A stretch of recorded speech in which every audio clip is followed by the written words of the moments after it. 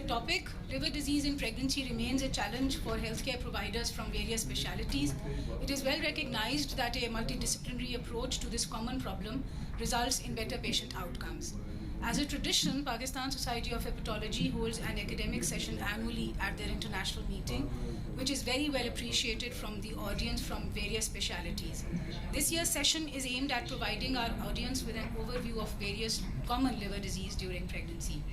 Internationally acclaimed speakers will be shedding light on some less talked about, highly significant topics. Professor Peter Ferenczi, a renowned hepatologist and researcher from Vienna, Austria, who has scores of authoritative papers and books on the subject, will be talking about Wilson disease and pregnancy. There is no one better qualified from his work in the public sector in Pakistan than Professor Yasun Nabi Tayyab to talk to us about the challenges he encounters during management of hepatitis C in pregnancy. Professor Vivek Saraswat, with his vast knowledge of practicing hepatology in India, will delve upon hepatitis E in pregnancy, a potentially lethal disease in Southeast Asia. Professor Maria Bhuti, with more than 35 years of experience in diagnosis and therapy of hepatitis B, will elaborate upon treating hepatitis B in pregnancy. The first talk is by Professor Peter Ferenczi. He is professor in Department of Internal Medicine, Division of Gastroenterology Hepatology, Medical University of Vienna, Austria. His special interests focus on chronic viral hepatitis, genetic liver diseases, and hepatic encephalopathy. He will be talking to us about Wilson's disease in pregnancy. What is the hepatologist's role? So, Professor Peter Ferenczi.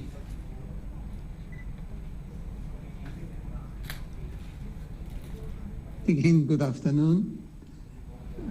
Thank you very much for the invitation to participate in this nice meeting. Unfortunately, I cannot be there in person like 2 years ago, which was very enjoyable in Lahore. My task today is to discuss the role of a hepatologist in managing pregnancy in patients with Wilson disease. Before you do anything, you have to do a... Again, good afternoon. Thank you very much for the invitation to participate in this nice meeting.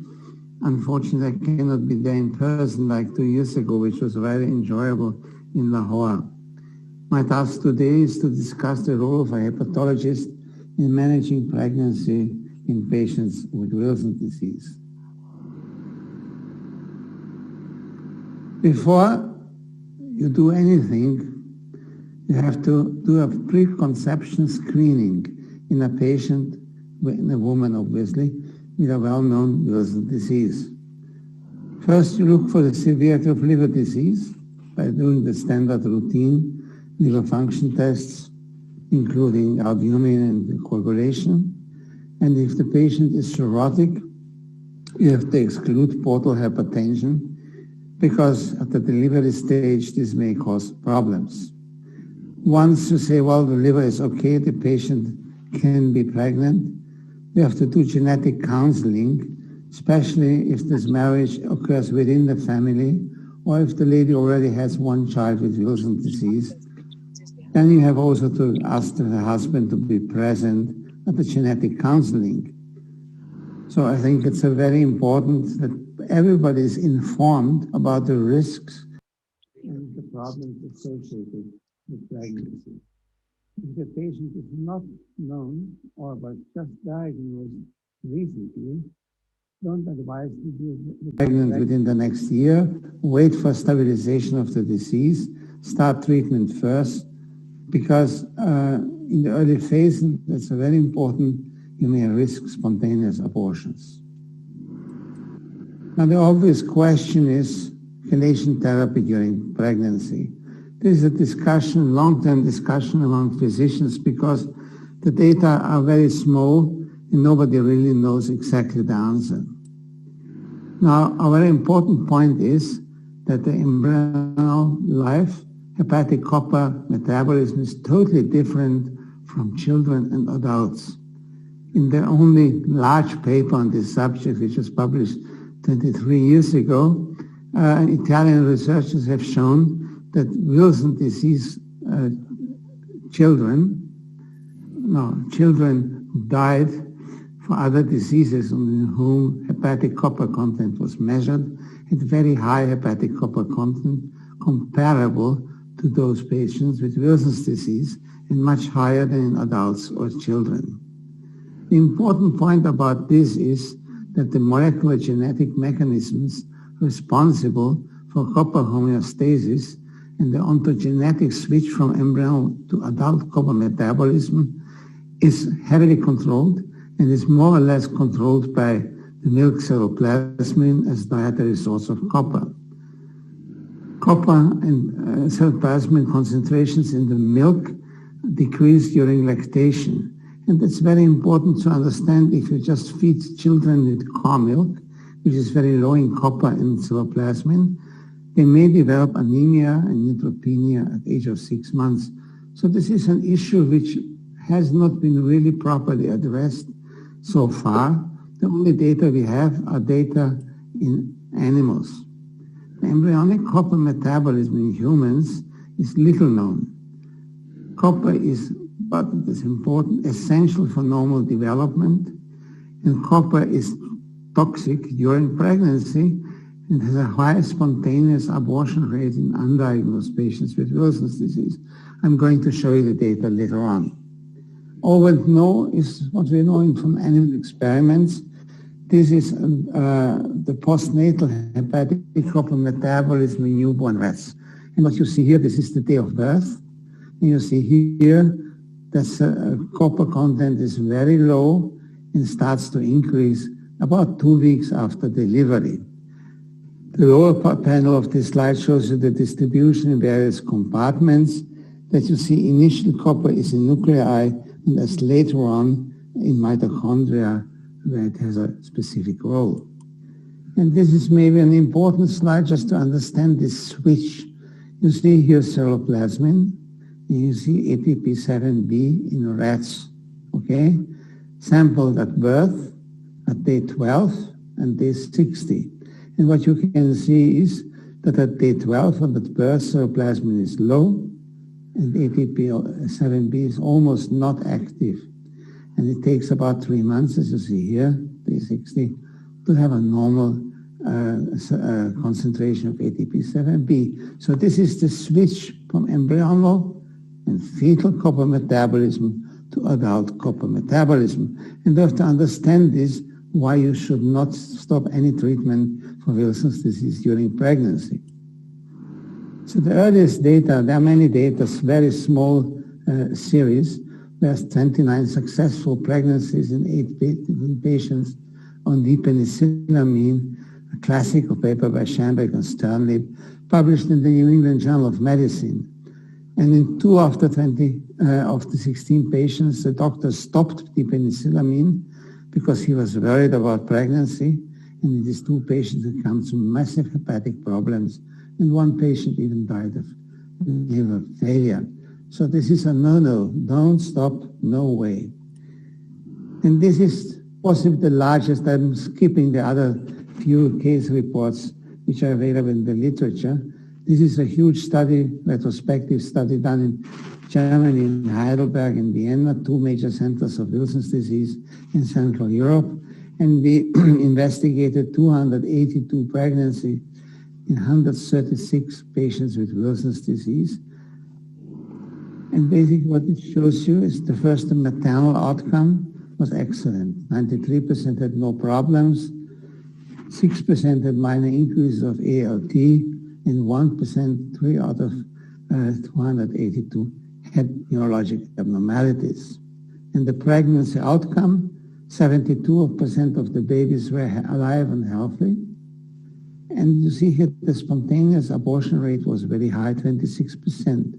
Why? And you see here the reason.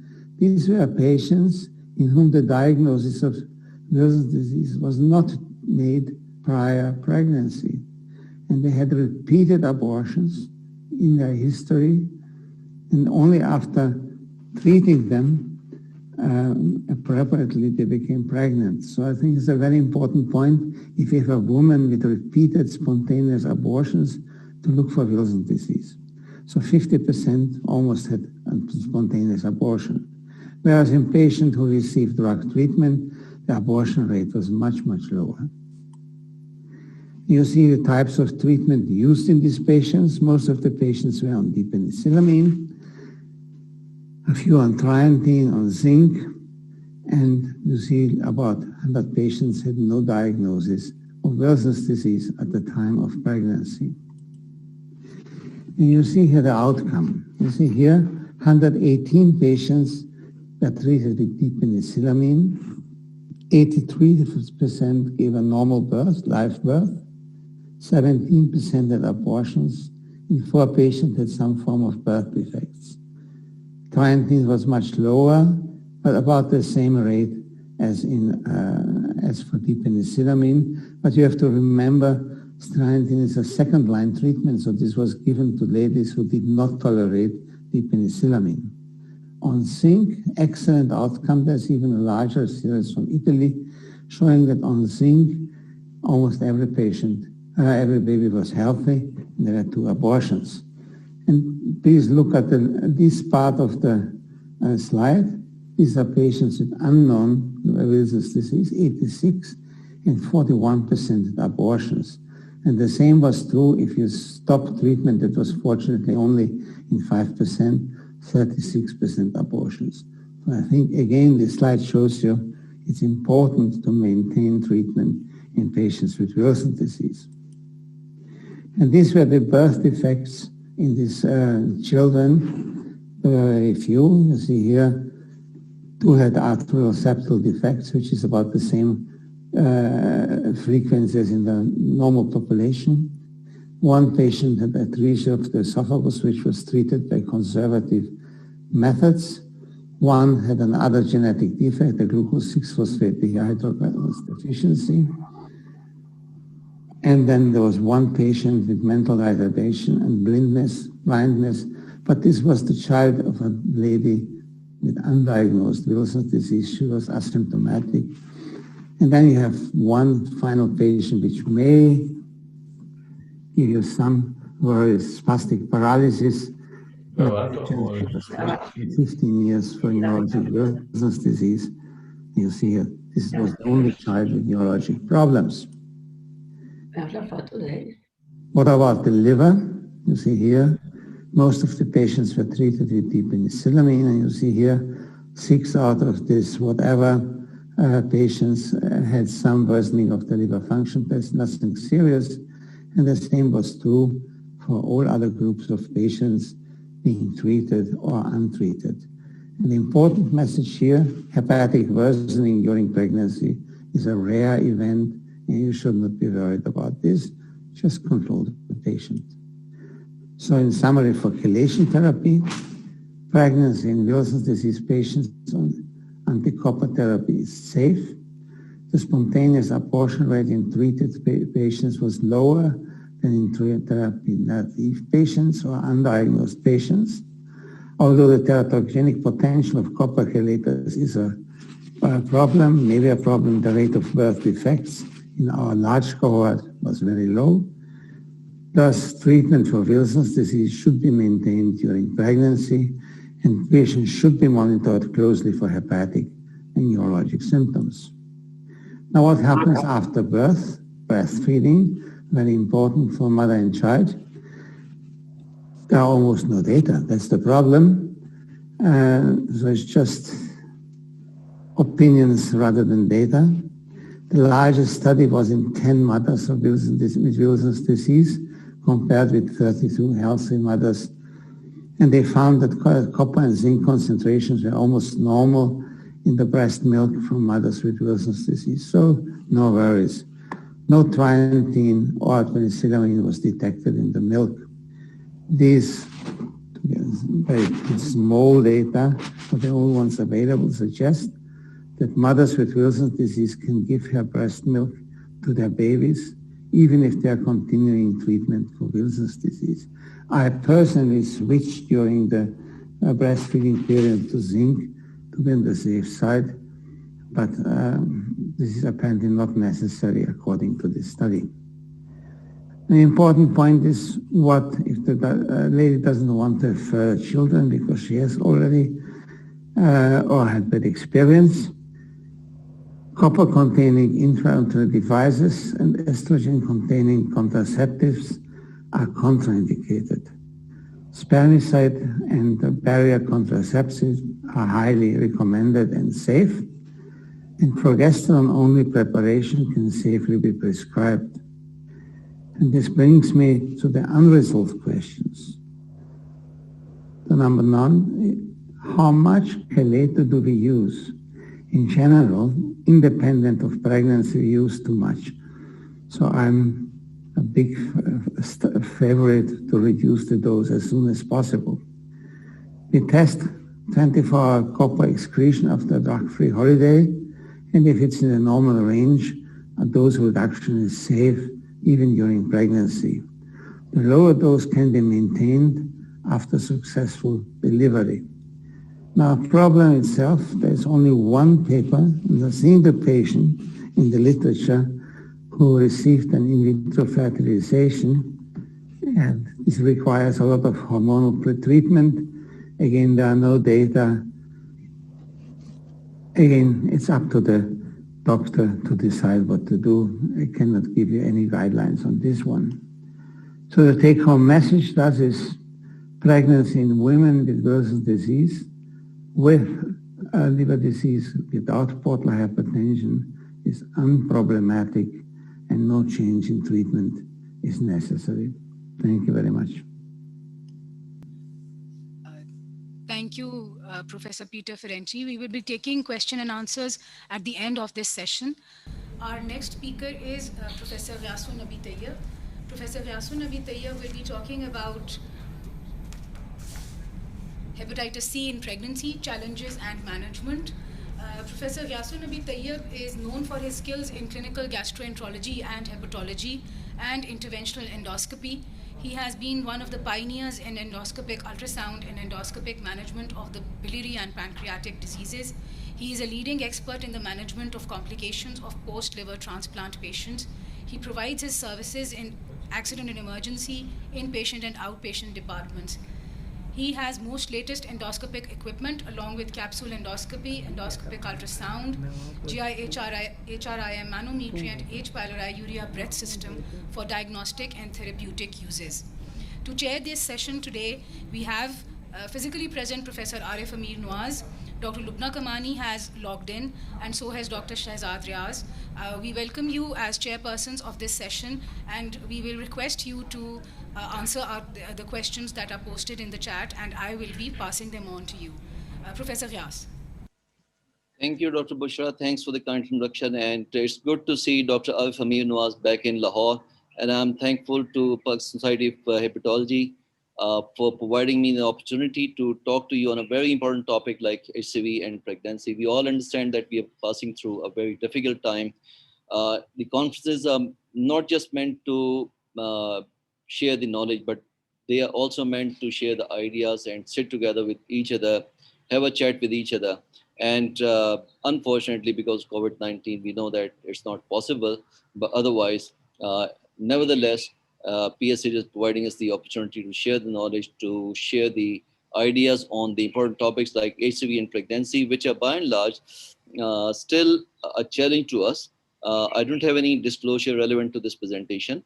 And we all understand that viral hepatitis remains one of the major problem, a major burden in the healthcare system of the Pakistan. Pakistan remains the second highest viremic country in the world after China.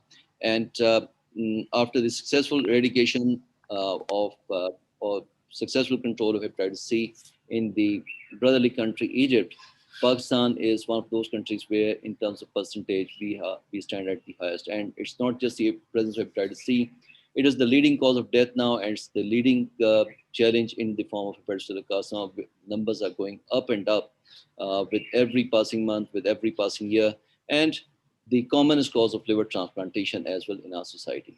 If I look at the statistics, looking at 2008 data and then at 2018 data, we see that the numbers are increasing as far as hepatitis C is concerned. Although the data shows of Punjab only, the Sindh data is also roughly similar. Similar kind of studies are not available from KPK and Balochistan, but I presume that the data is going to be roughly similar. We have some relief from the hepatitis B side, where the numbers have come down from 2.4 to 2%. Now coming to the female age dynamics, if I look at the census of 2018, we can see that the major bulk of the patients in the females, major bulk of the female population is in the age group where they have a potential to acquire hepatitis C and the potential to become pregnant as well. And looking at this data, which was published by Altaf Basan in General Pakistan Medical Association way back in 2010, you can see the number varies from something around 4.8, 3.2, and all the way in busy public hospitals, 16.5 in the Gangaram Hospital of Lahore, which is considered to be the busiest and heaviest burden with the pregnant females. So you can well imagine that the numbers are pretty high. And similarly, in Sheikh Zayed Hospital, Rahim Yar Khan, the only tertiary care hospital in Rahim Yar Khan, the numbers are even higher, 18.2. So the numbers vary. And if you look at the data in KPK, another study which was published in Advancement in Life Sciences by Afshin in 2018, although sample size was small, but still the number was 4.66%, so not all that low. How many live births take place in Pakistan? It remains an interesting question. In the absence of an organized healthcare system, we know that the statistics have to be extrapolated directly. And the last data which is available on the net shows 4.6 million live births in 2009 and 2010. And if I calculate the approximate burden of HCV in pregnant mothers, potential or as well as active, it comes down to roughly 2.6 million, which is a huge burden. And unless we understand, unless we realize it, we'll not be able to tackle it. And does the pregnancy have any effect on HCV-related hepatitis? The main message in broad term is no. But we have to look at the things a little bit more critically. In a stable disease, no effect. Although the ALT level reduced in the first and third trimester, on the contrary, the viremia goes up in the first and third trimester. So an immunological modulation does play its part. With the compensated liver cirrhosis, there's a possibility that there are increased chance of decompensation, and the person has decompensated liver disease already, then there are enhanced chances of complications in the given patient. Now, how about the effect of HCV in pregnancy? Again, in stable disease patients, the chances of any untoward event are less. And untoward events, if they occur only late in the pregnancy, that's in third trimester, and where there's a risk attached to the baby as well as to the mother. If you look at the baby, there's increased chances of preterm delivery, low birth weight, and neonatal death, all three. And then there's a chance of vertical transmission as well. And on the maternal side, there's an increased chance of preeclampsia, increased medical complications, and increased chance of benign intrahepatic cholestasis. So any person who presents with benign intrahepatic cholestasis, we need to look into the things in detail. How about the first thing, the most important thing, vertical transmission? The data again varies depending upon so many co-variable factors. The incidence is, ranges from 0 to 33%, but the cumulative risk is something around 6%. What are the factors which enhance the risk of transmission? If a person is of elderly age, has got multiple core-risk factors like HPV infection, HTV infection, HIV infection, elderly age, multiparous, and if the viremia status is high, meaning by that 1 million or more copies of in the blood, the chances of vertical transmission are more. And if you have HCV antibody positive, HCV RNA negative, the vertical transmission chances are less than 1%. If the RNA positive, the chance increased to 11%. And if a person has got a concomitant HIV infection as well, the chances increase to 16%. With HPV, HTV infection, we do not have any recorded data in the literature which may substantiate that there are increased chances of transmission, but it's a overall estimation. So in consideration to that, the ASLD in 2019 recommended that as a part of prenatal care, all pregnant women should be tested for HIV infection with each pregnancy, ideally at initial visit, so that their risk stratification may be made. And WHO, in its communication in 2016, advised us that any community which got a prevalence rate of more than 5%, which we belong to, we have a prevalence rate of 20%, and overall in Pakistan, 7%. we should have a universal testing. And the same thing was endorsed by Pakistan Society of Gastroenterology in its guidelines, which were published in Ayub Journal of Medical Science in 2016, that any pregnant or potentially pregnant female which comes in contact with the healthcare system should be tested for HCV. Now, what do we need to do once the HCV has been tested positive? If it is tested positive, we need to counsel them in terms of the disease progression, in terms of stability of the disease, and then identification of the potential for the complications, all these. And that is based on obviously all the things that I've mentioned previously. We need to know the disease stage. And if possible, if the person has not conceived yet, in that case, HCV treatment should be provided prior to conception. It should be RBV free regimen, and SVR should be confirmed prior to conception. And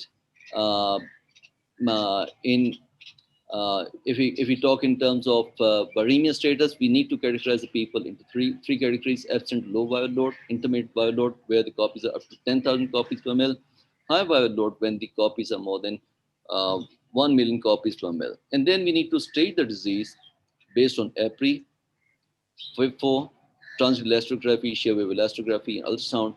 In the Punjab hepatitis control program, we are using EPRI along with ultrasound. But then any combination of the two, EPRI along with transvagal elastography, EPRI, transvagal elastography, ultrasound, or FIB4 along with transvagal elastography, ultrasound can be done to stage the disease properly and to plan the disease effectively. We need to identify who are at high risk of developing complications, who are at high risk of transmitting the infection to the neonates, and they are the ones who have got high viremia, who have got the age above 40 years, have got advanced disease stage F3 and F4, and have co-infections with hepatitis B, Delta, and HIV, comorbidities like diabetes, mellitus, hypertension, obesity. These are the ones who are considered to be high-risk HCV pregnant females. And in these cases, we need to do intensive monitoring of disease complications and monitoring for preeclampsia and stillbirth need to be done on a regular basis. At the same time, it's very important to save the baby from developing intrauterine fetal transmission of infection. We need to avoid intrauterine fetal sampling, invasive monitoring for the possible other diseases which may occur in these patients. Now, in the last bit, I'm going to talk briefly on, if possible, do we need to give treatment to our patients or not? The ones who have not conceived, the guidelines are very simple, and as per guidelines of any other adult, we can provide them with the directly acting agents, and in this age group where they have a potential to develop pregnancy, and majority of them don't have decompensated liver disease, they tend to respond very well, and we can achieve SPR in as many as 95% of patients. But those people who have already gone pregnant, the guidelines are silent on that, and HCV-DA treatment is not yet approved. But knowing and working in a system where we know that we need to treat the patient, we need to treat any HCV person who comes in contact with the healthcare system, it's important that we should look at the data critically. We need to develop a consensus guideline amongst ourselves, for our own society, based on what the data says. And the data is not that discouraging. If I look at this data critically, the use of directly acting agents in the pregnancy, in the animals, or in those humans which have developed pregnancy accidentally while they were on directly acting agents, we know that up till now there's been no untoward event, although the safety with the declarcivir is little questionable. Safety with boxiprevir is definitely not there, and safety with Velp is reasonable. And GP, which is not available in Pakistan, the safety is again considered to be good. So with the available first-line therapies, that soft DECLA, which we use in the control programs, soft Velpa, which we use otherwise most of the time in the private setting, and then GP, which is not available, and we expect it to be available in the market in the coming days. We think that they can be used, and let me tell you that these medicines do transfer they do go across the placenta, and they are excreted in the breast milk as well. But the clinical dose that we use, they are not harmful for the newborn. So a case can be made that in a country which got a high burden of HCV disease, not just in the otherwise population, but in the pregnant females as well, most of the people belong to the poor socioeconomic status, and once they are out of the pregnancy status, once they're out of the healthcare loop, they are lost to follow-up. And we should not let them stay in the community untreated. And in the absence of micro-elimination strategies and contact tracing strategies, it's important that we should be treating them as early as possible, and possibly while they're pregnant. For that, we need to make a consensus amongst ourselves. We need to look at the data. SOF and DECLA, the one study which has been published with the number just 7, it did not show any birth outcome.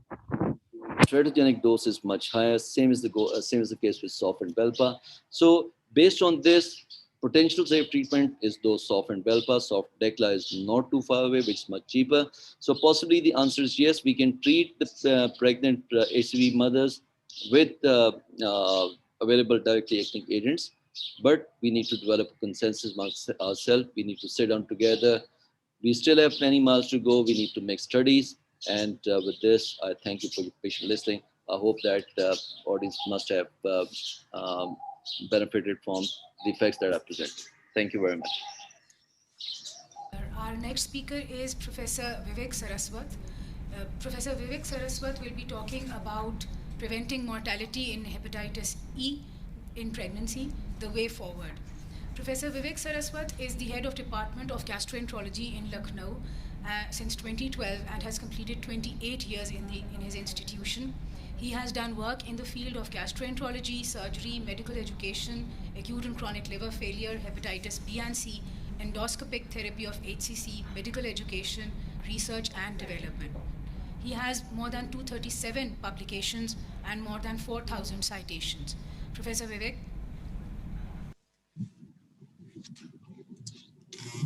Good afternoon. I bring you greetings from Lucknow, India. At the outset, let me thank the organizers of this meeting, particularly Professor Javed Farooqi, Dr. Altaf Alam, Dr. Zishan Ali, Dr. Bushra Ali, and Dr. Om Prakash for giving me this opportunity to speak before this important meeting. In the next 20 minutes or so, I'll be speaking to you about preventing mortality in hepatitis E virus infection, particularly the role of vaccination. A quick word about the epidemiology of the hepatitis E virus. As we know, this is global in distribution. The areas in blue show areas where it is hyperendemic, which includes much of Asia and many parts of Africa and Mexico. The areas in red are low endemicity and the green are the non-endemic areas. The annual burden of this infection is about 20 million persons per annum, with 3.5 million icteric patients and 70,000 deaths, including 3,000 stillbirths. Lifetime risk of the world population, that 33% of the population is at a lifetime risk for this infection, while the proportion is 60% in endemic areas. The large proportion of this disease is asymptomatic, but there is a significant overlap with overt hepatitis E virus infections, and extrahepatic manifestations are seen both in asymptomatic and overt infections, while a small subset of patients may have complicated course, complicated by acute liver failure, acute and chronic liver failure, or chronicity. The E virus, which was first described in the Kashmir epidemic by Professor M.S. Khuru, is a 42 nanometer virion, which has its RNA organized into 3 open reading frames, which ORF1 and 3 code for non-structural and regulatory proteins, while the ORF2 codes for structural capsid protein involved in encapsulation of the genome, attachment to target receptors for infection, and is also the target for the immune response, and is also the basis on which HEV vaccines have been developed. These capsid self units assemble to form virion-like particles which have the same antigenic component but lack the infective material, and vaccines like the Hecolin vaccine have been developed or are being under development using virus-like proteins. 4 genotypes are known to affect humans. Genotype 1 and 2 responsible for epidemic, while genotype 3 and 4 for autochthonous chronic hepatitis in the developed parts of the world. This table summarizes their differences.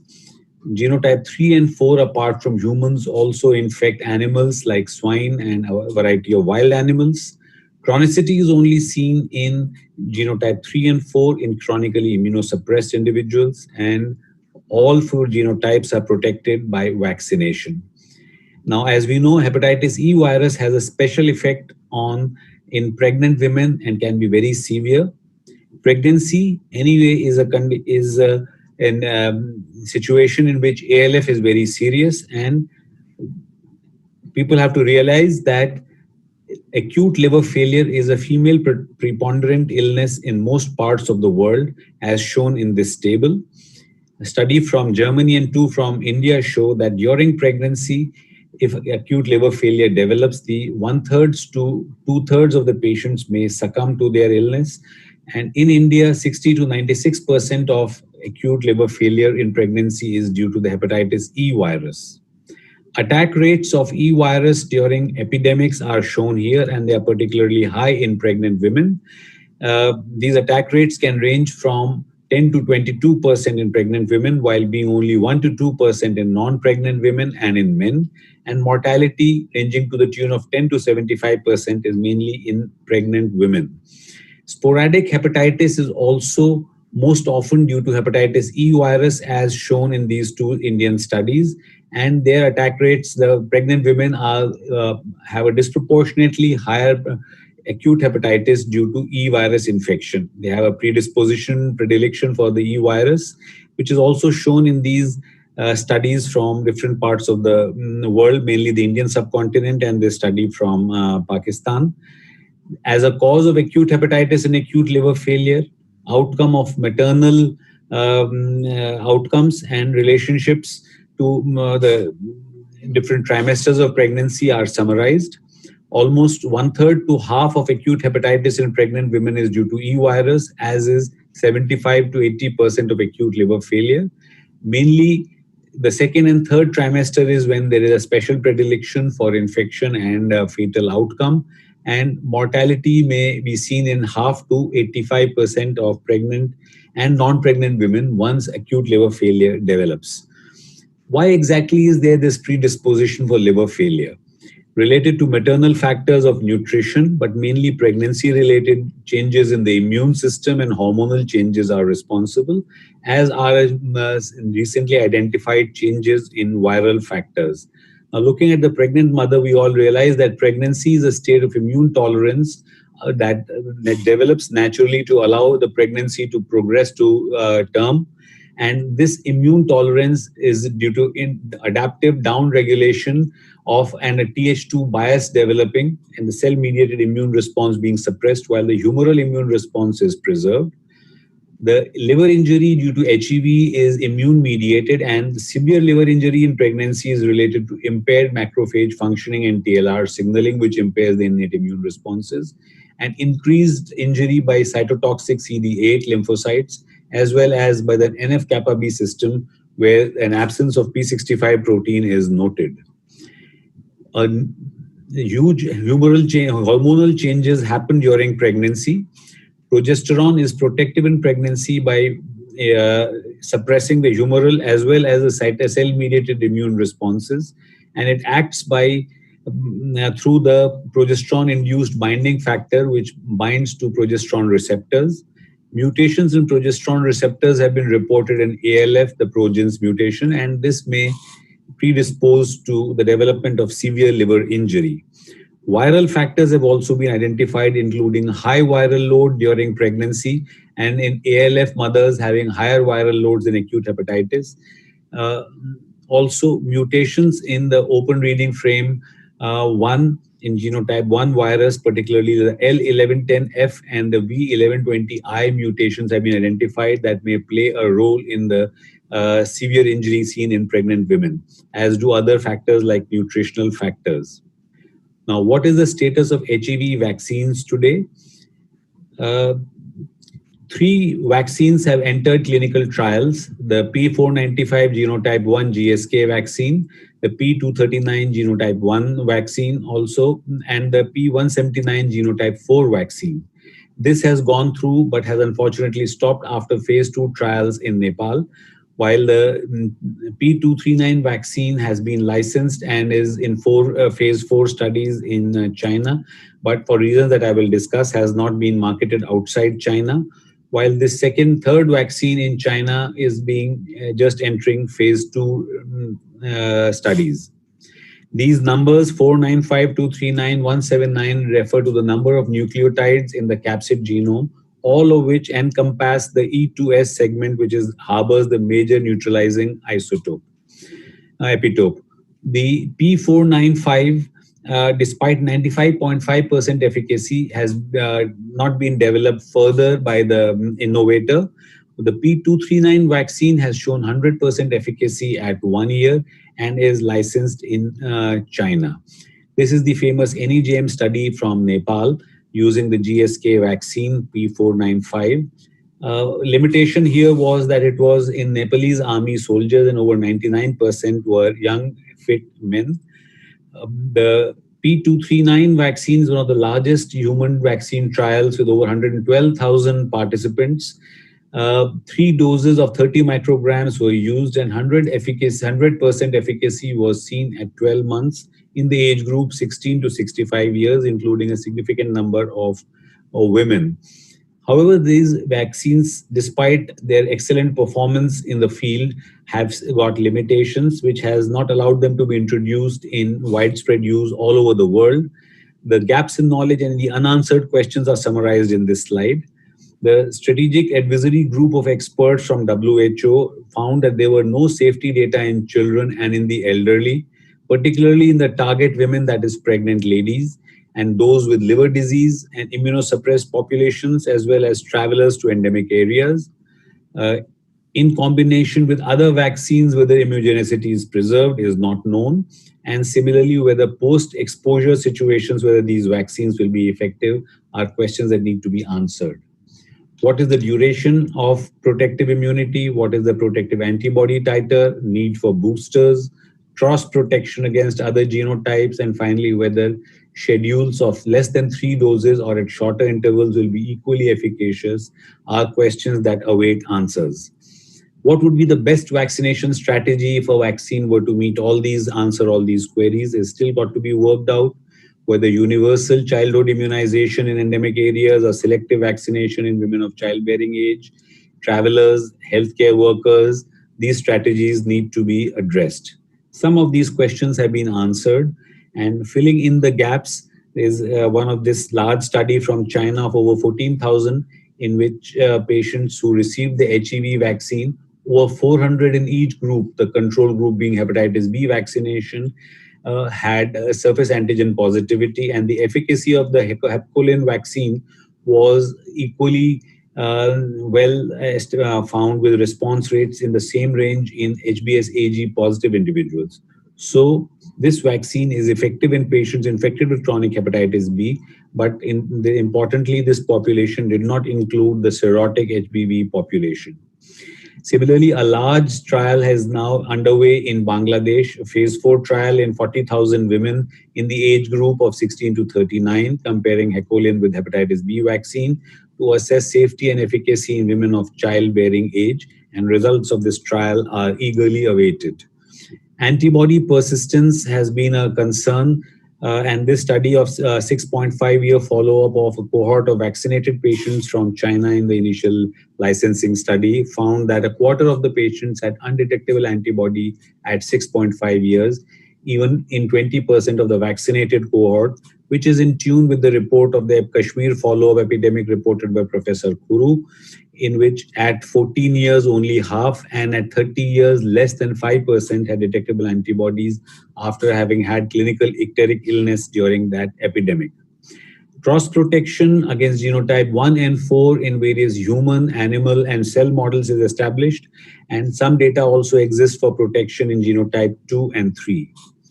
As we know, 3 of these vaccines have entered clinical trials beyond phase 2, but numerous other vaccines are in preclinical studies, including vaccines expressed in yeast, vectored vaccines, combined vaccines and recombinant chimeric vaccines, and oral vaccines against hepatitis E virus.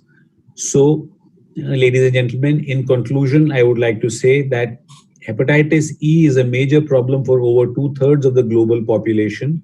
Two distinct clinical manifestations of genotype 1 and 2, that is epidemic and sporadic acute hepatitis, while sporadic and chronic hepatitis amongst immunosuppressed due to genotype 3 and 4 have been described in men.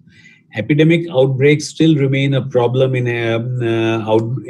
endemic areas and hyperendemic and endemic areas, while blood transfusion in developed areas may pose problems for the immunosuppressed population. High rates of infection in pregnant women, high rates of acute liver failure, maternal and fetal mortality have been reported. While effective vaccines are available, they still await widespread use, as questions still need to be answered about the duration of protection, the level of protection of the antibody, efficacy in target populations, the role of short course vaccination, etc. And the best vaccination strategies for the target population still need to be worked out. But with the development of newer vaccines and more potent vaccines, the problems are probably going to be resolved in the near future, and tailored approaches are likely to be available soon. Thank you very much for your attention. Our last speaker is Professor Maria Bhuti. She will be talking about hepatitis B in pregnancy, challenges and treatment. Professor Maria is Professor of Medicine and Chief of Internal Medicine and Hepatology at the Hospital General University, Barcelona. Dr. Bhuti has worked in viral hepatitis for the last 35 years, particularly in diagnosis and therapy of hepatitis B and C. She has published more than 300 papers, particularly in the field of liver disease, with numerous papers and contributions to books. Dr. Bhuti is Vice President of Spanish Association for the Study of Liver Diseases and is an active member of EASL and ASLD and various professional societies. Professor Maria.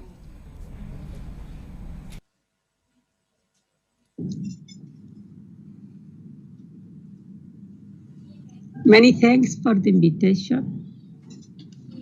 My name is Maria Bhuti. I am Professor of Hepatology at Hospital Universitario Vall d'Hebron in Barcelona, and I am very happy to be part of this panel of experts in this Pakistan Society of Hepatology meeting. I hope next year I can enjoy your hospitality in a face-to-face meeting. My task today is to discuss hepatitis B in pregnancy, challenges and treatment. These are my disclosures. And this is the outline of my presentation. I am going to touch diagnosis of hepatitis B in pregnant women with undiagnosed liver disease, safety of pregnancy in patients with hepatitis B, safety of treatment during pregnancy, and prevention of mother-to-child transmission. Pregnancy is the ideal situation for screening for hepatitis B. And this is the recommendation of different international guidelines.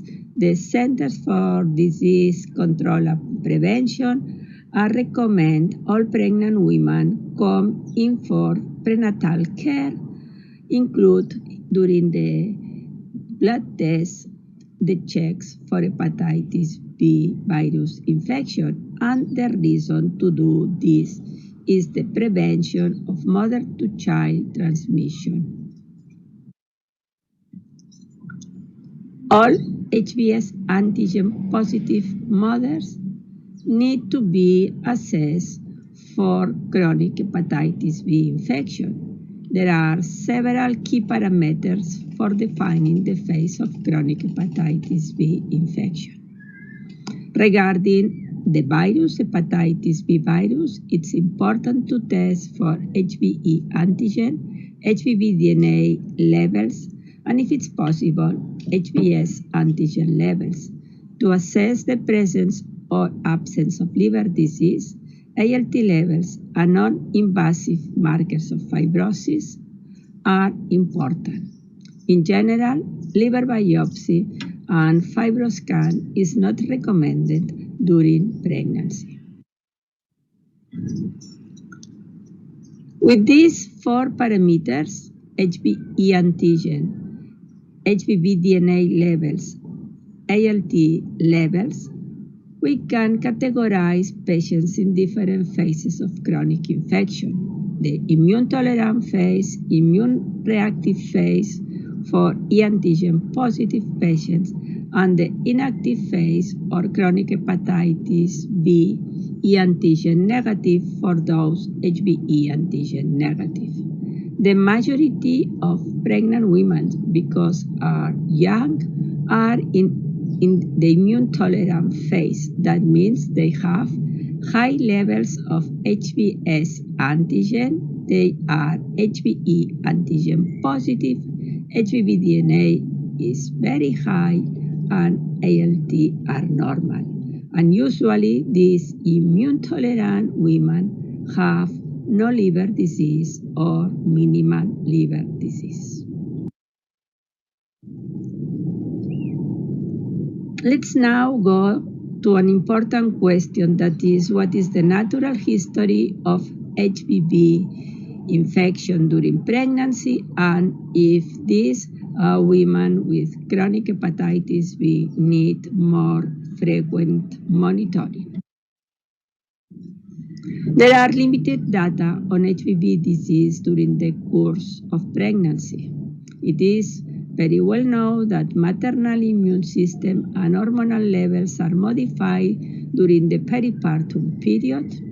Usually during pregnancy, there is an increase in viral replication and HBV DNA levels may be higher, and in several studies performed in the Netherlands, Australia, US, and China among pregnant women, they have observed increase in ALT levels. The definition of ALT flare is different across different studies, but these studies show that about 10 to 50% of women during the postpartum experience increase in ALT levels, ALT flares. The majority of these ALT flares are mild and self-limited, and in the absence of fibrosis or hepatitis delta co-infection, very few cases progress to hepatic decompensation or jaundice. Several adverse outcomes have been reported during HBV infection in pregnancy.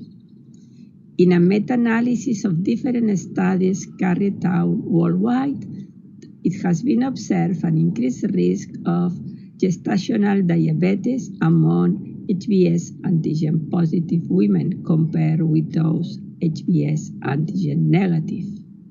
In another study performed in the US, HBV carriers versus control have an increased risk for preterm birth and decreased risk for cesarean delivery. And finally, a study performed in Asia showed an increased risk of adverse neonatal outcomes in HBV carriers such as miscarriage, premature birth.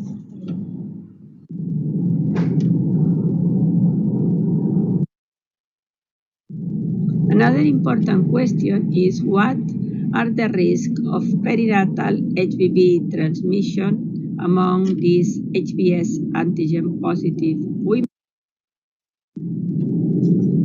Historically, without any type of prevention, without a vaccination of the newborns, the risk of infection from HBs antigen positive mother by 1 year was between 20 and 40%, and the majority of these infants infected from an HBs antigen positive mother develop chronic hepatitis B.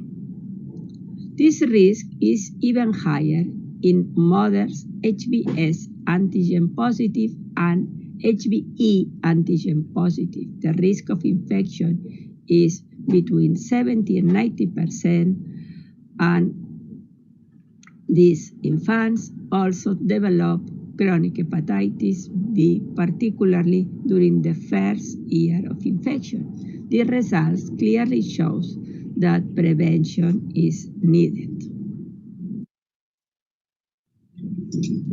A key factor related to an increased risk of transmission is viral load.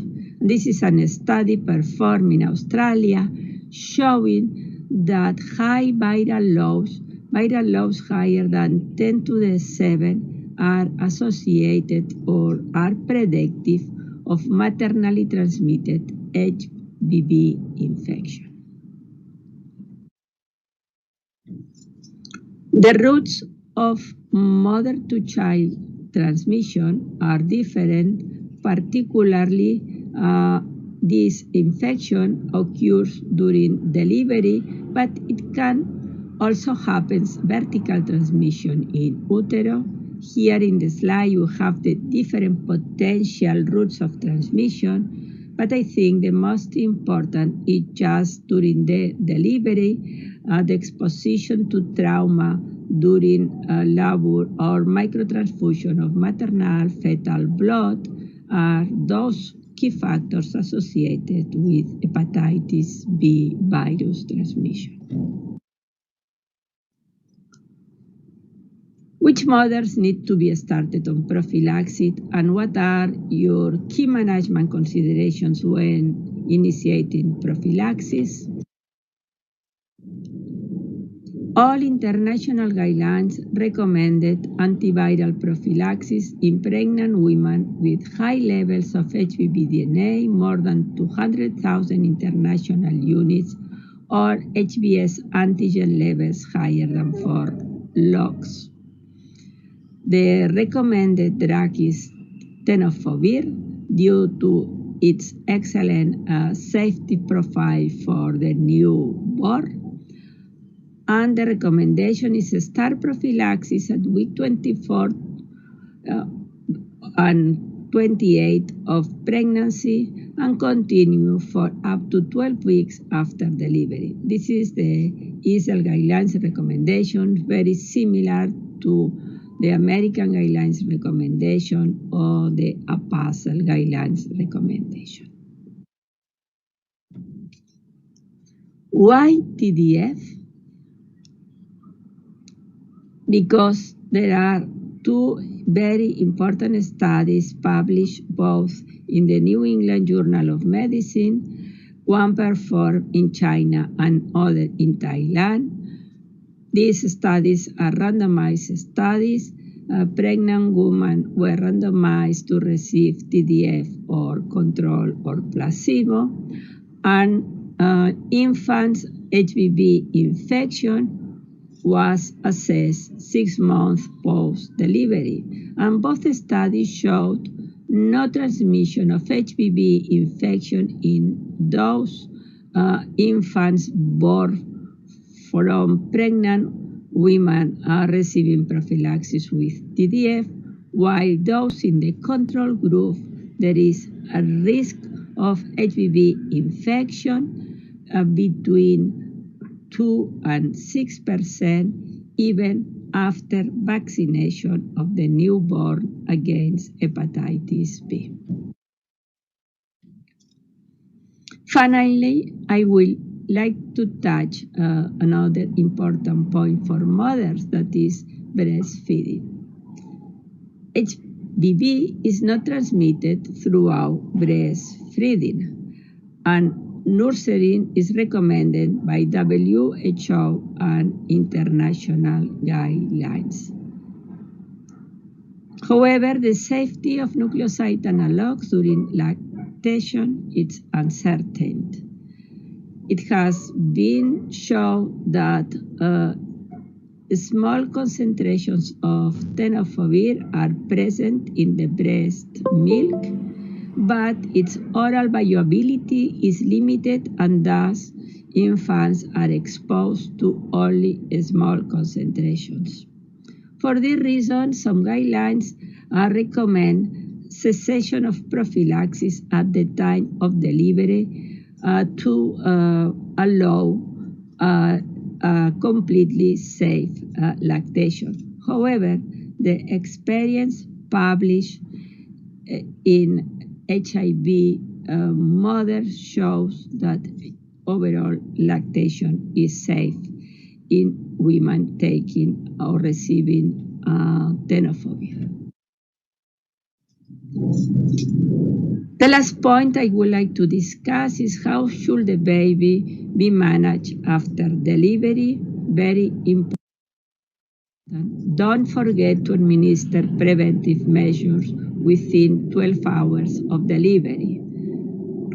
Recommendation is the birth dose of HPV vaccination followed by 2 additional doses according to the different national immunization programs, and particularly for HPV antigen positive women, HPV is recommended within 12 hours of delivery.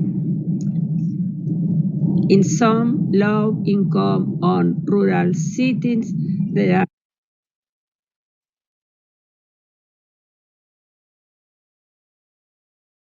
some logistics that may be a barrier to timely administration, but I think this is really important to administer hepatitis B vaccination and, if it's possible, HPV. In summary, HBs antigen testing should be included in pregnancy routine test. All HBs antigen positive mothers have to be tested for HBV DNA.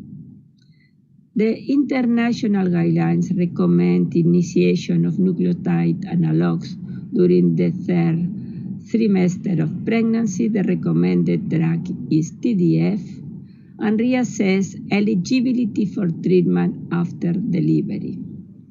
For the newborns, administer HPV vaccine and HPV within the 12 hours of birth. And then there is the discussion if nucleoside analogs should discontinue immediately after delivery or during the first 12 weeks. Finally, it's important all infants not be tested for HBs antigen and anti-HBs until the age of 12 months. Thank you. Thank you very much for your attention, and thank you again for the invitation. Good. Here I would like to thank our foreign faculty, especially who have logged in despite being on a different time zone.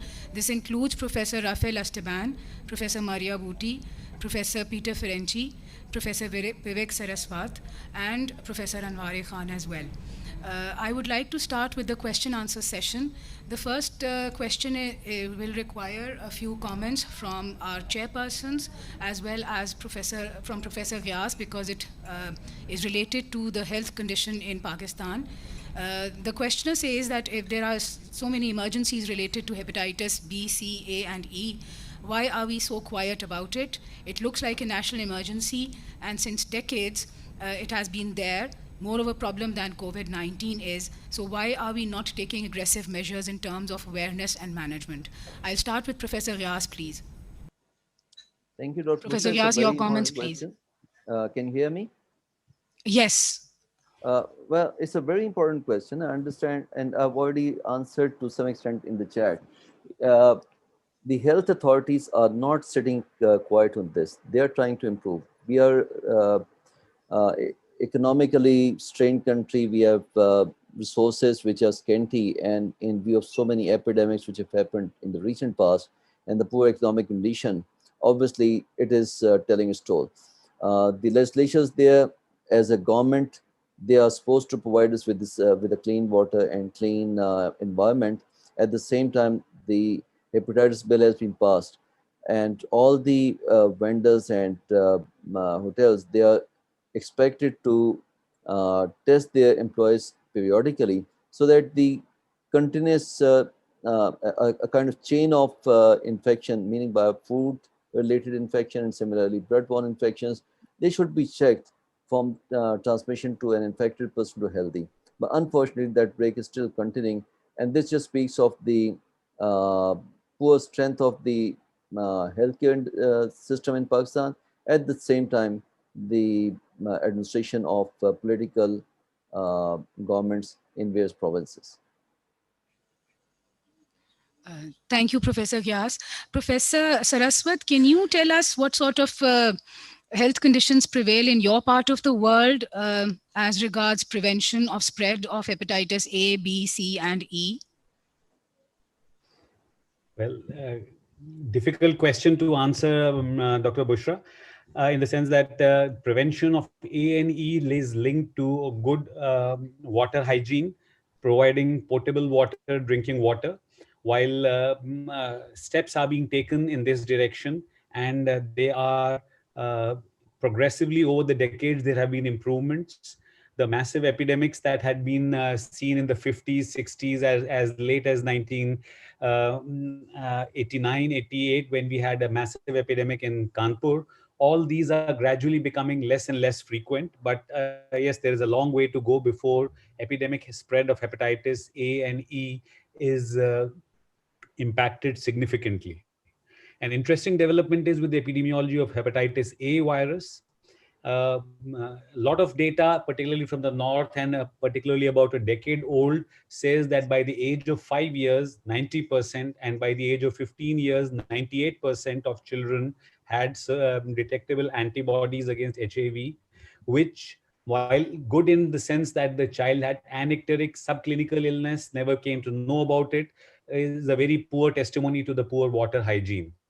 Now, in the last 10 or 15 years, in the southern parts of our country, particularly states like Kerala, Maharashtra, Tamil Nadu, there has been significant improvement in water hygiene, with the downside that we are caught between two ends, that the childhood immunity no longer exists, and epidemics, particularly in juvenile and young adults, which can take a serious course with significant jaundice, etc., are happening more often. And in the last about 10 years, about 20, 30 such epidemics have been reported in small numbers in various parts of the country. And now there is talk of introducing hepatitis A vaccination as part of the universal immunization program. The hepatitis E vaccine, of course, some indigenous vaccines have been tried, but they have not reached any kind of success. And we do await the experience from our neighboring countries like Bangladesh, and how well the Chinese vaccine will work, and that they can be tried out.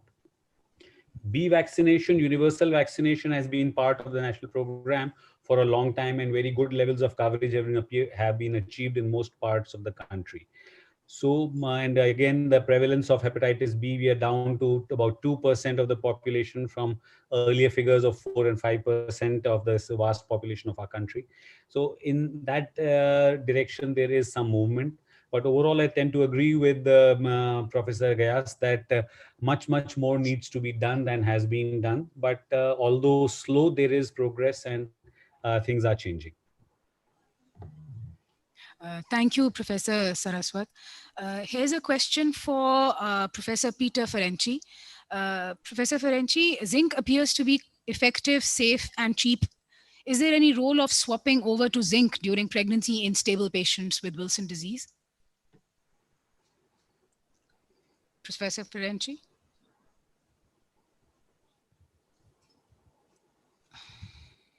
Professor Ferenczi, you'll have to unmute yourself. Okay, it's working now? Yes, we can hear you. Thank you. Okay, you don't see me, but it's okay. Well, zinc is a treatment which can be given to stable patients with or without pregnancy. So the EASL guidelines and also the American guidelines say you should start with the chelator, and once the patient is in a stable condition, you can, but you do not have to, switch to zinc. In Europe, zinc is not so popular because of its side effects. It's not so, they always complain of stomach ache and so on. But I mean, I think it's a safe treatment, and there's no reason to stop the penicillamine or quetiapine in pregnancy, but there's no objection to do so. The price, I think that's a very important issue. At least in the US and Western Europe, triantine is unbelievably expensive. 1 year's treatment with triantine costs about $200,000, which is a shame. And so I think for this reason, it may be useful to use more zinc overall because of the economic costs of these drugs. Dipenicillamine is different. It's not so expensive, but it has safety issues. So I think if the patient is stable, yes, you can switch to zinc. Yes. Thank you, Professor Ferenczi. Professor Arif, what would you recommend during pregnancy for control of Wilson disease? Professor Altaf, would you like to comment on this? Treatment of Wilson disease, safe drugs. Thank you, Dr. Buchra. My practice has been to reduce the dose of penicillamine in second and third trimester, but I would welcome Peter Ferenczi's comments on reducing the dose of penicillamine during the second and third trimester.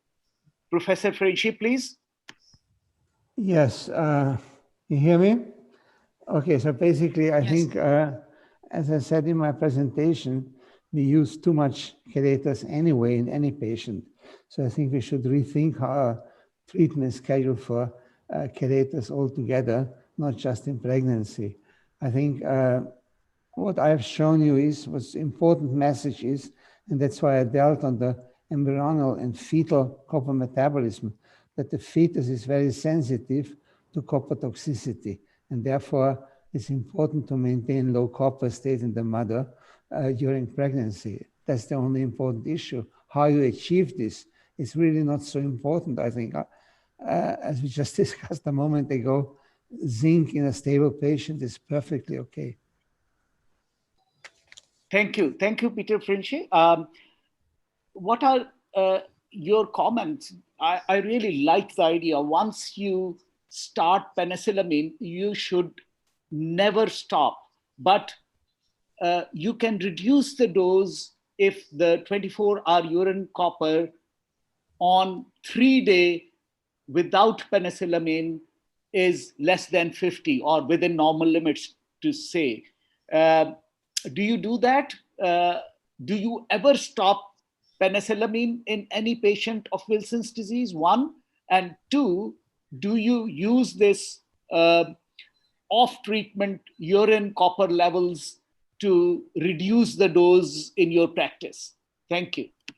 Yes, I think that's since 3 years, that's our standard of care, that we measure in every patient just the drug-free interval copper concentration in the urine, and I reduced the dose. There's a second very great advantage that had been shown by the Polish authors. If the copper excretion on a drug-free holiday is very high, you can say with certainty that the patient is not taking his drug. It's a very good marker of adherence to treatment. So I think, yes, it should be standard. Yes, you can reduce the dose of penicillamine, but you have to control the patient in 3 months again. And if the copper goes up again, then you have to increase the dose again. So I think it's really a personal adapted regime which we are aiming to. And I'm convinced myself, although I can't show you the data, that we are overtreat every patient. One more question, but do you ever stop penicillamine in a patient with Wilson's disease, or no, you continue in a maintenance fashion for the rest of patient's life? Thank you. I maintain some form of treatment. I mean, it's not always penicillamine. You can switch to zinc, you can switch to triantine. We don't know exactly the role of tertathiamolybdate, which is in phase 3 study at the moment, but the patient will require lifelong treatment. Thank you, Over Professor to Dr. Buchra. Yeah. Thank you, Professor Altaf. The next question is for Professor Vyas, but I would also like Dr. Lubna Kamani to comment on this. What are the treatment options that are available for decompensated hepatitis C cirrhosis in pregnancy? Professor Vyas? Very important question. I think the first thing that depends on decompensation, when it decompensation take place. Has it taken place in the first trimester, on the second trimester, or third trimester? And secondly, how precious the pregnancy is, and what kind of decompensation has taken place. Now, most importantly, if the If it's just the ascites, then management with the drugs and taking the pregnancy as long as possible is a good answer. But then in case of patient who's decompensated in the first trimester, it's very unlikely that the patient is likely to continue into the second, third trimester. One can discuss, one can counsel the patient in terms of upcoming complications, upcoming problems to the fetus, upcoming problems to the life of the patient itself. So early termination of pregnancy can be talked about. But, if the decompensation has occurred in third trimester, especially in the late third trimester, and it's in the form of ascites only, not the encephalopathy, maybe the control of ascites and taking the pregnancy to the final stage, that is a deliverable child, that will be a good option. But then it has to be individualized in each and every patient. For any patient who is in a compensated liver cirrhosis with an advanced dextry fibrosis, or a person who has decompensated, one has to individualize carefully in each and every patient. There's not one single answer that you can give in response to this question. Thank you, Professor Vyas. Dr. Lubna, short comment, please. Yes, I agree. Basically, decompensation, you have to see, first of all, if the patient is decompensated, they have low fertility rate. So if they get pregnant, then there is high chance of abortion or early miscarriages in these patients. If suppose the pregnancy is carried on, then you have to do, for decompensation, you have to do endoscopy in second trimester, which is the safest basically, to see the varices, because then there is risk as the intra-abdominal pressure rises in the third trimester, there is risk of upper GI bleed. So the second trimester is the safest to do an endoscopy. Third, then you don't take these patients to full term, basically up till 39 or 40 weeks. You discuss, you need to have a very close follow-up in this patient, weekly follow-up probably, for the fetal well-being, for the mother well-being, for further decompensation, you have to monitor LFTs for the rising bilirubin level, for the rising PT, and you often need a C-section instead of a normal delivery, because if they push the baby out, there is chance of increased intra-abdominal pressure. So probably you need a C-section. You need to discuss, as Dr. Vyas said, that there is no single answer. How precious is the baby? How bad is the liver? And what are the risks that the family is willing to take? Always remember that the mother is a priority. So you have to sit with the family, with the husband, with the mother, and you have to discuss that whether they want to carry on or they want to terminate. Right. Thank you, Dr. Lubna. My next question is from Professor Maria Booty. In fact, there are two parts of this question. One, Professor Maria, when should we stop nucleoside analogs after delivery? And second, is TAF safe during pregnancy? Thank you. Many thanks for these two important questions.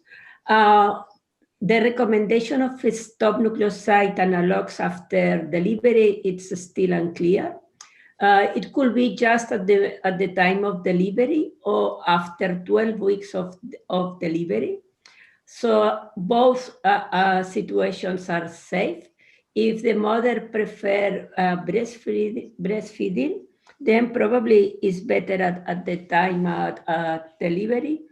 But there is no consensus, there is no agreement in what is the best time to stop nucleoside analogs in case of prophylaxis. The second question regarding TAF, there is now an ongoing study evaluating TAF in pregnancy, but we have a lot of information regarding tenofovir, and at the end, TAF and tenofovir is the same drug. One is the prodrug. So there is, I think the results will be very, very similar. And the experience with tenofovir in more than 3,000 pregnancy is that it's safe, and this drug has not been associated with fetal malformations or abortions. Thank you, Professor Maria. I'm glad to see Professor Anwar Khan amongst us. Professor Anwar, would you like to comment on the viral load as a cause behind mother-to-child transmission of hepatitis C? Professor Anwar? Can you hear me? Yes, sir. I think the guidelines are the same for pregnant and non-pregnant. If it is more than 2,000, the mother should be treated. The guidelines for hepatitis C, basically for a pregnant mother, depend on if you can carry on the pregnancy through without any harmful effects of hepatitis C. That could be a better option to wait until the delivery. But if it is imminent that patient needs to be treated, then I think they should be taken care of during the pregnancy.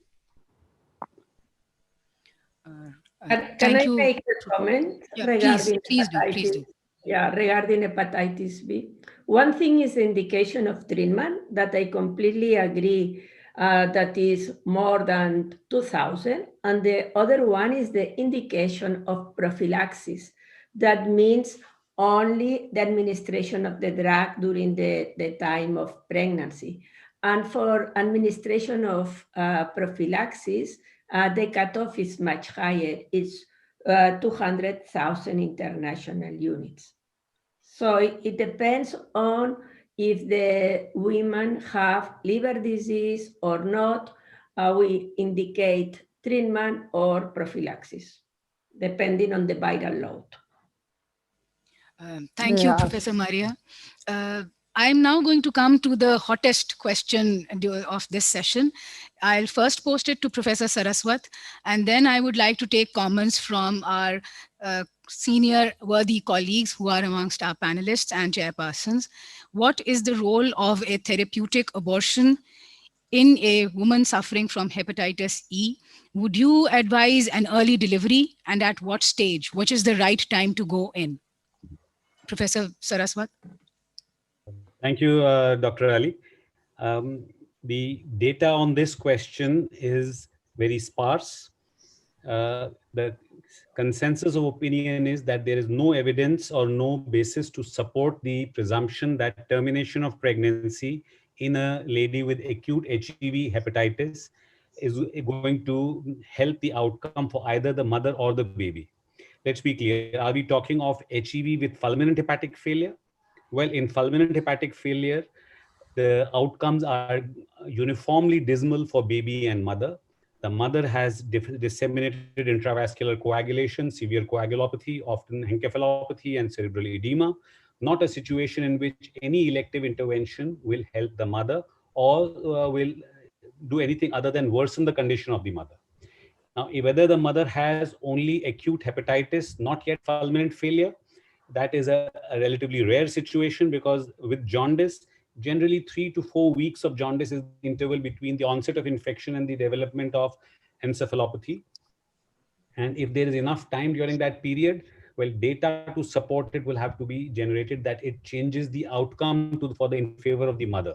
In acute fatty liver of pregnancy, in other conditions like toxemia of pregnancy, termination of pregnancy immediately improves the condition of the mother and thus is justified. In acute hepatitis, especially with acute liver failure, no such evidence exists. So I'm afraid currently, at least in India, we do not practice this. And I'm not aware of any results or data of centers who have indeed done so.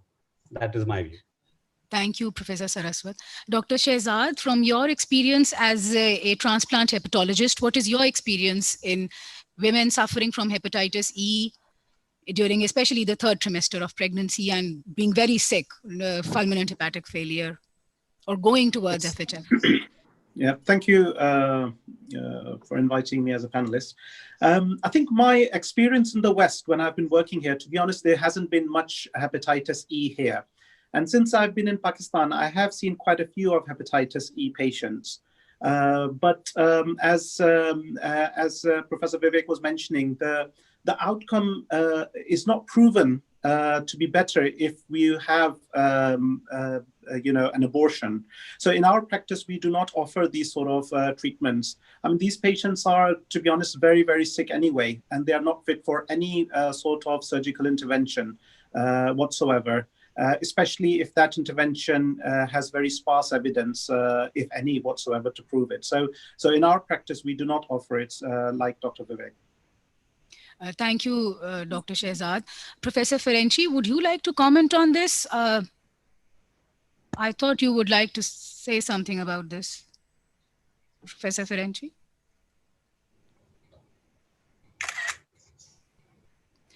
I can't see him, Bushra. Yes, I think he has logged off. Professor Altaf, would you like to comment on the possibility of going in before a woman goes into fulminant hepatic failure and is pregnant with and really sick during the 3rd trimester?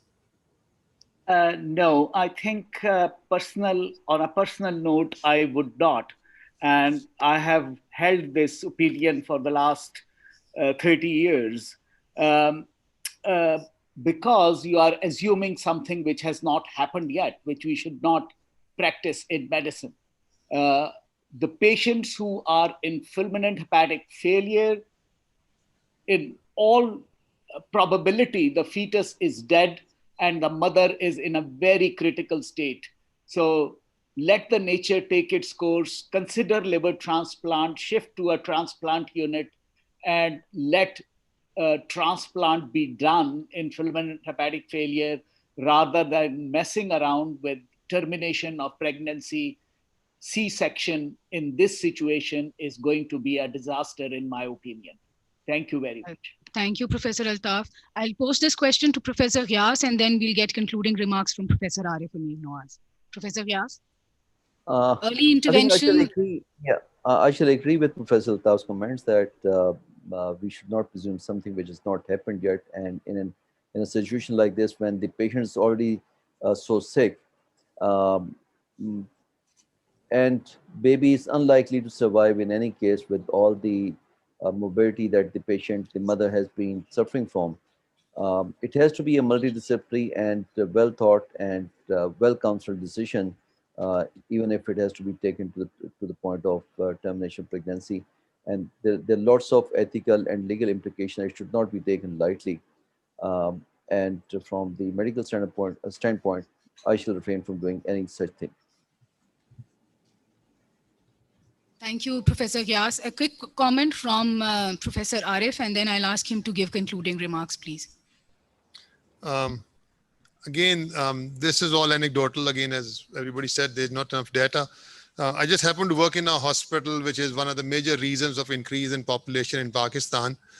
We deliver thousands and thousands of babies a year.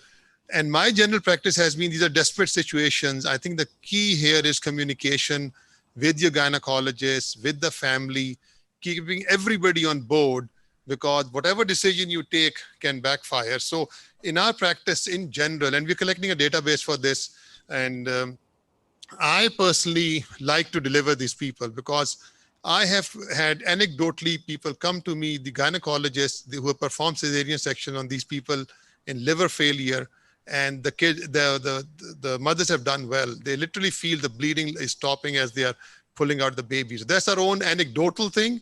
And I can see some expressions, people not agreeing with it. And again, once we have the database, we'll come back to you. But that's in general our practice. And we have felt very comfortable with it, doing this. And Vishal just told me that I have to thank everybody, which of course I would. There's a long list of panelists, and it's so good to see people awake in odd parts of the night. Dr. Anwar is probably awake at about 4 in the morning, but with his energy level, who can challenge that? And मेरे बहुत सारे mentors are students are here, Dr. Anwar, and they know your energy level. So thank you very much, everybody, for being in this meeting. These are a slightly differently, I would say, logistically different meetings, but I'm so glad that everybody is here and participating in this. Couple of things we have for people who can stay awake and are at a decent time of the night or evening or afternoon. Please stay on. There are a couple of very interesting sessions going on. The scientific committee of this program is used to being superhumans like Javed Farooqi, Altaf Alam, who can stay awake 24/7, and then they expect us to do the same thing. So this session will continue till midnight. These sessions will continue till midnight. We have some very hot topics coming up. So please do join us. But it remains for me to thank and also our moderator, Dr. Bushra, who has been very, very active. Subha se ye, she's going around making sure that every one of you is here, and you are. So thank you very much. And one final request is that, again, please visit our sponsor on the website. They are not used to these meetings, so they are still looking around. And I got a message saying some of the people were not online. I think they will come back online, but we would request you to go and say hi to them. And this was a very, very successful session. So congratulations to PSH, and thank you for giving us this opportunity. Thank you, everybody. Thank you, Professor Maria, Professor Ferenci, Professor Esteban, and Professor Anwar for logging in from the distant world. And Professor Saraswat, thank you very much for your input and for taking time out to join us in this session. Thank you. We'll be leaving this meeting, and we'll be sending the next Zoom in ID to, we'll be posting it around. Thank you very much. The ID for the next meeting is already in the chat. I don't know if you can help. Please, you can also go to a website. The next sessions are on there. When the time comes, that session will be live. The links are also on the Twitter feed, I'm told. And one other thing is that, like, the sessions from yesterday are being uploaded onto our website. So you can go there and watch the talks. If you have missed any talks, you can watch there. Generally, there is in about 48 hours, all the talks will go live on the website. But a couple of the sessions are already live on there. So thank you. RF, it's 6:30, and we are having the metabolic syndrome, vascular, and drug-induced liver injury. So 6:30, please do join us. Our next session is at 6:30, okay? We'll be sharing the ID with all of them, so they know it, at least those who are around. Thank you, Javed. Thank you. Okay. Thank you, yeah. Because you're giving me the marketing, so I have to do that. I want to get the opportunity. Please do that. Yeah. I'll warn them that Farooqi sab aa rahe hain. Okay, guys. No, please go and play some video games on that site. You'll have some fun. Thank you. Wonderful. Great.